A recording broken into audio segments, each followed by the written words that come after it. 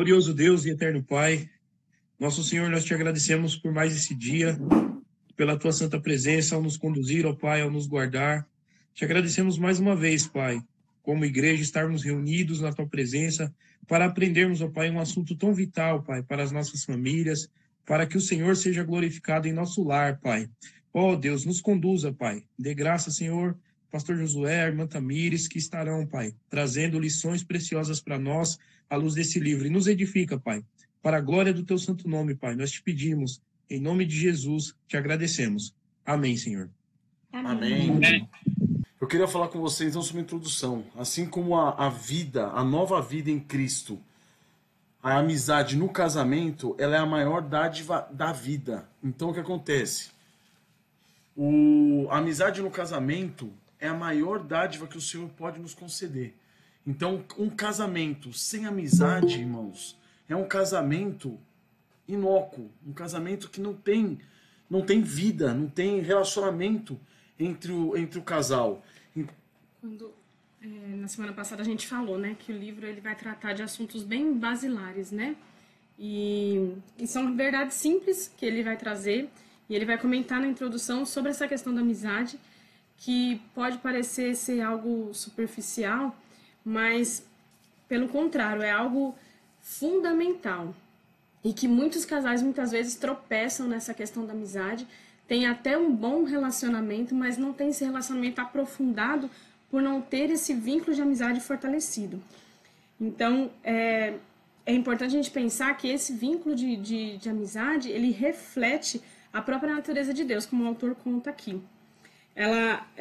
Esse vínculo ele é construído a partir da união do casamento. Então, não é um vínculo acidental, né? Não é um vínculo mútuo de fidelidade, e é a forma mais elevada de vínculo aqui na Terra. É esse pacto perpétuo do casamento. Então, a gente vai ver que ele vai tratar mais adiante, mas que nós sabemos que a união e a amizade existente entre o homem e uma mulher, né, no casamento, é o vínculo mais próximo que nós podemos ter aqui nessa Terra. Exato. Então, ele vai comentar o quê? Sobre a amizade não sendo um vínculo de relacionamento qualquer. Ela é importantíssima, ela é um vínculo de vida compartilhada. Então, compartilhamento de vida a dois. Quando a Bíblia mostra o casal como sendo uma só carne, é uma só carne íntegra, é uma só carne completa, em todos os aspectos. E essa vida compartilhada, parece óbvio falar sobre isso, mas muitos casais sofrem porque eles vivem uma vida compartimentada e separada, né? Não se tem esse compartilhamento. E alguns casais têm, inclusive, dificuldade em um participar da vida do outro.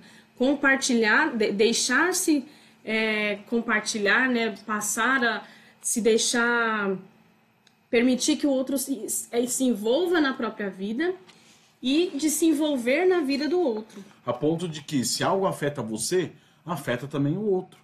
Se algo afeta o outro, afeta também você. Porque hoje nós vemos casais, muitas vezes, divididos.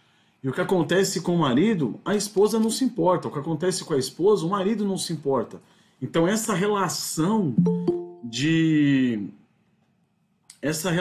matrimonial sem a amizade, ela é algo semelhante à morte, o autor coloca. É um relacionamento morto, um casamento morto. Então esse vínculo ele é muito profundo. O autor também cita aqui uma referência do Sproul, que diz o uso corrente do termo intimidade, né, que ele vai tratar nesse livro, que é uma amizade que gera essa intimidade, e aí ela culmina no relacionamento sexual, né? O uso corrente do termo intimidade sugere apenas uma relação sexual. Esta palavra, porém, é mais profunda do que isso. Esse sentido mais amplo, a intimidade, vai além do significado aparente e superficial, penetrando as dimensões mais profundas da nossa mente. Então, de fato, é uma intimidade isso da nossa vida. Então, por ser um vínculo, né, de vida compartilhada, a amizade ela faz o quê? Ela une os nossos corações e nossas mentes em harmonia. Então, existe uma união entre o casal, uma unidade. Você pode, então, até trabalhar, né? O autor fala aqui, em estreita colaboração com alguém que tem uma mesma mentalidade às vezes a gente pode ter outras amizades, né? E compartilhar de pessoas que têm o mesmo modo de pensar e coisas semelhantes, mas que ainda assim não se compara ao relacionamento de marido e mulher. Então, ele fala que você pode até trabalhar com outra pessoa que tem uma mentalidade muito diferente de você, mas vocês provavelmente não se tornarão o quê? Amigos. Porque o que importa na amizade é justamente o pensamento, o mesmo afeto, a mesma relação. Então, tudo isso tem que estar ligado, tem que estar vinculado. Porque por mais que você esteja junto com uma pessoa, se você não tem amizade com ela, você não está ligado. Vocês podem trabalhar juntos, o autor está mostrando, mas vocês não vão estar ligados, unidos. O que nos faz estarmos unidos é justamente aquilo que a gente tem em comum com essa pessoa, né? Que é o que o Josué está dizendo. Então, por mais que a gente tenha convívio com pessoas, nós só aprofundaremos esse vínculo à medida que nós temos coisas em comum, temos essa harmonia conjunta, né? Isso. E aí ele vai falar que o nosso cônjuge, nós devemos buscar ter essa harmonia, essa concordância, né? A gente sabe que infelizmente muitos casais, né, se casam e depois que se conhecem o Senhor, e aí muitas vezes se veem numa situação de jogo desigual, mas o que a Bíblia nos orienta é fazer justamente a escolha, né, do nosso cônjuge baseado nesse julgo igual, semelhante, né? E não que nós tenhamos que ter tudo exatamente igual ao nosso marido, pensar como o nosso esposo, nossa esposa, mas que alguns aspectos basilares eles precisam estar em harmonia e em concordância, para que a gente consiga desenvolver esse vínculo mais profundo. E o objetivo também, nesse aspecto, é que no decorrer do casamento, a gente vá se ajustando. Né? A ideia é justamente que a gente vá se ajustando nesse sentido. Por quê? Porque a amizade ela requer o quê? Espíritos semelhantes. Então, o coração e a mente tem que estar em quê? Em sintonia. Mas ainda que haja algumas diferenças entre o casal, deve haver o quê? Aquele desejo de estar o quê? Unidos, pensando igual, tendo a mesma mente, tendo o mesmo coração. Então, no decorrer do matrimônio, essas coisas vão se ajustando. Eu me lembro na relação minha com a Tamires, no começo do nosso casamento, nas questões financeiras, na cabeça da Tamires, ela tinha o quê? Que a relação, as questões financeiras, elas deveriam ser divididas. O marido com a sua... Minha herança feminista. Isso, a herança feminista dela. O marido com o seu salário, vai pagando algumas coisas da casa, a mulher com o seu salário vai pagando outras coisas, e assim eles vão vivendo. Eu apresentei para ela na época, falei, não, de jeito nenhum, nós dois estamos o quê? Juntos, nós somos um.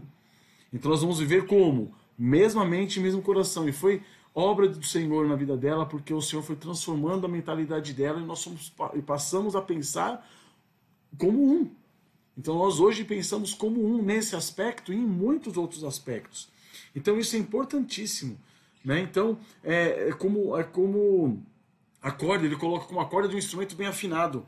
Então quando alguém toca uma delas, a outra vibra em harmonia. Então o casal tem que estar em harmonia. Tem que haver esse desejo. E o mais impressionante de tudo é que o Evangelho em Cristo Jesus, ele nos leva a isso. Porque um casamento sem Cristo é um casamento onde as duas pessoas vão andar o quê? Separadas. Elas não vão estar juntas. Então o casamento tem que estar como? Em Cristo Jesus. Tem que estar fundamentado em Cristo. E aí, os dois cônjuges sujeitos a Cristo vão se sujeitar um ao outro e vão chegar num consenso de mente e coração fundamentado onde? Na palavra do Senhor. Então esse é o ponto principal da amizade. Uma amizade fundamentada em Cristo, na palavra do Senhor. Hoje em dia nós somos bombardeados com toda forma de amizade, né? O autor comenta sobre as redes sociais, o quanto esse cyberespaço nos inunda com a possibilidade de vários amigos e ao mesmo tempo nós estamos sozinhos, né? Então, o casamento é uma grande misericórdia de Deus porque ele nos dá realmente, ele preenche o espaço da amizade em que obviamente a gente precisa de ter comunhão com outras pessoas e tudo mais, mas ao mesmo tempo é um vínculo único. um vínculo único, onde você consegue ter esse relacionamento para conversar, para falar das suas coisas, né? Muitas vezes a gente vê, principalmente mulher, né? Tem muito disso de, eu preciso de um tempo com as amigas, eu preciso sair com as amigas, e tem coisas que eu só falo com as amigas. E o que Deus idealizou para o casamento é algo muito além. Quando Deus fala, né, que Eva é a auxiliadora perfeita para Adão, né? É porque ela vai completar todas as necessidades dele e vice-versa. Então, o cristão, por mais que seja bom, né, passar um tempo, as irmãs juntos na igreja, ou conversando, fazer visitas, né, ou uma reunião dos homens, enfim, por mais que isso seja proveitoso, né, eles estarem ali falando de assuntos masculinos, enfim, a gente sabe que o relacionamento de marido e mulher que Deus idealizou, ele é completo.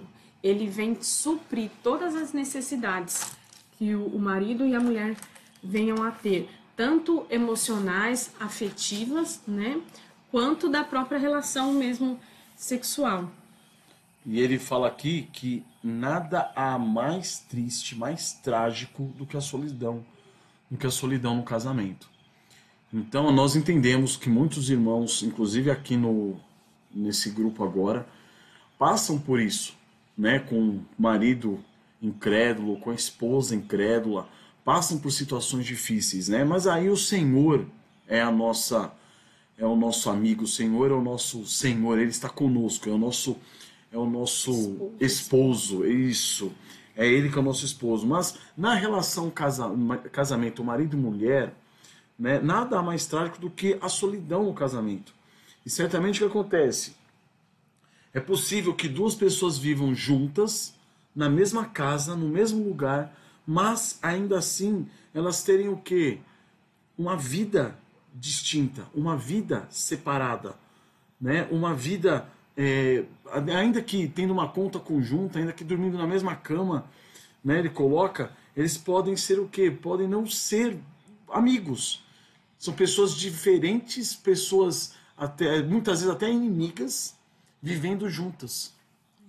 No caso de um casal cristão, a gente crê que não vai ser nesse limite, né, de estar juntos como inimigos. Mas o que nós nos deparamos muitas vezes é justamente essa condição de nós nos casarmos sem ter o conhecimento da palavra adequado, e aí a gente se encontrar depois, ao longo do casamento, às vezes até com os filhos criados, numa configuração de casamento que não foi aquilo que Deus idealizou. Uma configuração de casamento que não atende a todo o potencial que Deus colocou no casamento para que fosse, né? Então, é pensando nessas situações que esse livro vai trazer também à luz, a nós, de entender que, pela graça de Deus, é possível resgatar e restaurar ou estabelecer essa amizade no casamento, né? Porque, como a gente comentou, são assuntos bem simples, a gente falar de amizade. Lógico que eu sou amiga do meu marido, né? Eu tô ali casada faz 10, 12 anos casada, ele é meu amigo, né? Mas essa profundidade do relacionamento de amizade, que parece ser muito simples, muitas vezes na prática a gente encontra vários obstáculos, seja por conta desse cenário que eu comentei, né, de se ver casado há muitos anos e começar então a descobrir os parâmetros de Deus para o casamento, entender a grandeza desse relacionamento, né, ou seja por estar às vezes com um cônjuge incrédulo, algo assim. Então, esse livro vai trazer essas coisas simples, mas que na aplicação, na prática, nós vamos encontrar muitos desafios. Então, não é à toa que esse livro foi escolhido, e a ideia é que a gente fique mesmo passando tempo sobre essas questões bem básicas, e com a graça de Deus a gente possa conversar sobre isso na segunda parte do estudo, para que a gente possa se ajudar nesse processo de descobrir o que é o casamento que Deus idealizou, descobrir exatamente o que é uma amizade que Deus idealizou dentro do contexto do casamento, e tomar passos na dependência do Senhor para que isso seja efetivado, né, no nosso relacionamento. Isso, eu queria citar primeiro eu queria citar o que o André postou aqui nos comentários, nas mensagens. Ele citou Cantares de Salomão 5,16, dizendo: assim é o meu amado, meu irmão e amigo, ó filhas de Jerusalém. Então a relação, né, que mostra em Cantares do esposo com a esposa é uma relação de amizade, de irmandade, de união. Eu queria citar o que Thomas Gattaker citou aqui, um dos puritanos. Ele disse: não há sociedade ou relacionamento mais próxima, mais completa, mais necessária, mais adorável, mais agradável, mais aconchegante, mais constante e mais contínua do que a sociedade conjugal entre marido e mulher. Então, irmãos, quando se fala em profundidade do relacionamento marido e mulher, é somente pela graça de Deus. Quando se fala em profundidade de ser um, é ser um, irmãos, em todos os aspectos. E isso só é possível por meio da graça de Deus em nosso Senhor Jesus Cristo. Não há outro meio, porque tal amizade só vai ser possível e praticável em Cristo Jesus. E essa deve ser a nossa prioridade. A nossa prioridade deve ser o quê? Rendermos-nos diante de Cristo, para que Ele possa, agindo na nossa vida, vida do marido e da esposa, fazer dos dois grandes amigos. E quando eu falo nisso, irmãos, é em todos os aspectos da vida, desde os maiores até os menores. Sabe quando a pessoa, por exemplo, ela passa por alguma situação, tanto o marido quanto a mulher, por uma situação que ela não pode comentar com a esposa, ele não pode comentar com a esposa, ou ela não pode comentar com o marido. Isso não é amizade, irmãos. Amizade, chega ao ponto do que tudo que nós passamos, eu passo como marido, eu levo a minha esposa passa como esposa, ela traz para mim como marido. E essa amizade, esse vínculo do ser um é imprescindível. Porque tem assuntos que a gente fala assim: mas eu não vou poder levar para minha esposa, porque senão ela vai ficar ansiosa. Trabalhe a ansiedade na sua esposa. Seja pastor da sua esposa. Né? Nós estamos trabalhando, também estudando o livro O Homem como Sacerdote do Seu Lar. Pastoreie sua esposa. Leve assuntos a ela que você sabe que ela vai ficar ansiosa, para você trabalhar a ansiedade nela. Na dependência do Senhor Jesus Cristo, abrindo a palavra, mostrando a ela que ela está pecando, que ela deve descansar no Senhor. Entende? Então, em todos os aspectos da nossa vida, todos, a gente sempre tem que ter uma amizade, um vínculo muito forte entre marido e mulher em Cristo Jesus. Porque se não for isso, não há casamento. Então, cada um de vocês, nesse momento, deve começar o quê? Analisar essa situação, se colocar diante do Senhor e falar: como que é o meu relacionamento com a minha esposa? E esposas, vocês falarem com seus maridos: como que é o meu relacionamento com o meu marido? É um relacionamento de uma unidade, os dois sendo um em Cristo, com mente e coração ligados um com o outro, uma amizade plena e contínua, próxima um do outro em Cristo Jesus?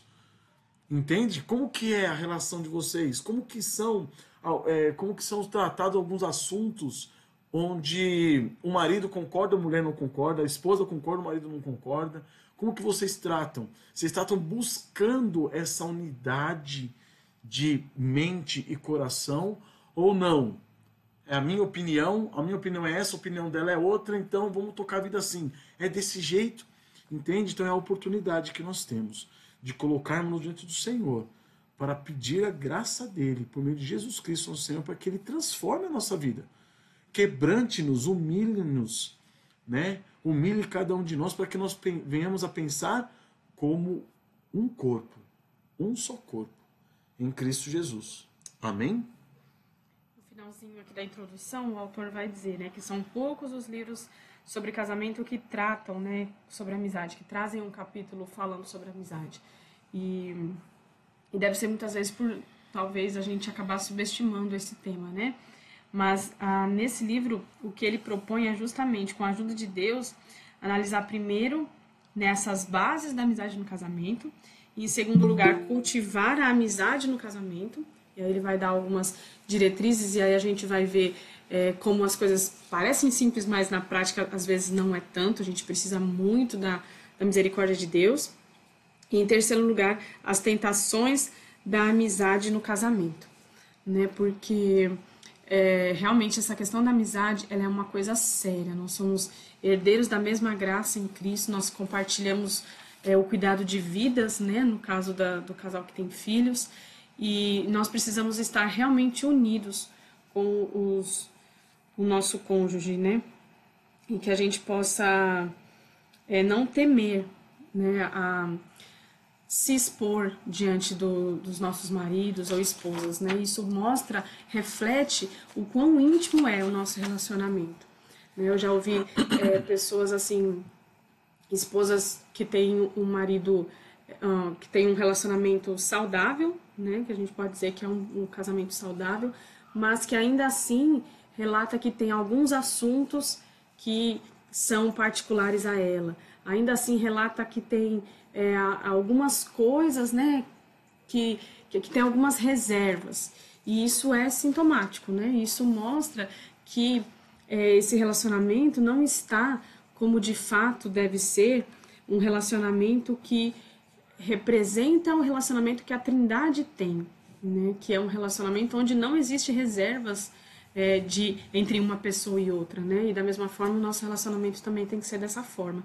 Amém. Então, que o Senhor nos ajude a identificar aquelas áreas onde a gente precisa trabalhar, aquelas coisas que estão deficientes e que nós não estamos usufruindo da bênção que Deus idealizou para o casamento, nós estamos aproveitando todo o potencial que o Senhor desenvolveu, planejou, né, projetou para o casamento. Amém, meus queridos. Então é isso. Ele vai dividir então os próximos 3 capítulos, né, como a Tamiri já disse. Vai dividir os próximos 3 capítulos. O primeiro falando sobre as bases da amizade no casamento. O segundo falando sobre como cultivar a amizade no casamento. E o terceiro falando sobre as tentações da amizade no casamento.